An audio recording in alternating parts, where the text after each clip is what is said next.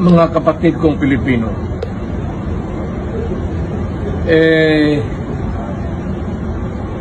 umiikot ako sa Pilipinas ngayon hanggang kaya para sa peace rally.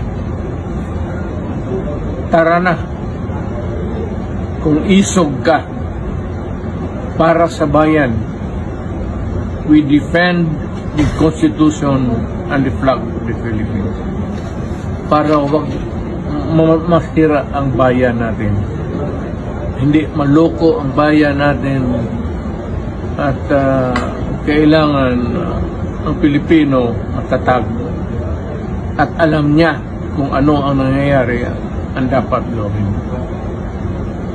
Ito naman ang gusto namin, mapayapa lahat ang mangyayari.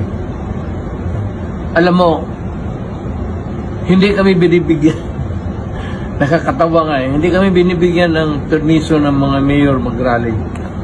Alam mo, nasa konstitusyon yan, mabigat yan, to peaceably assemble for redress of grievance. It is a constitutional right of everybody, and you just cannot violate it. Kasi magkakaroon ka ng kaso niyan at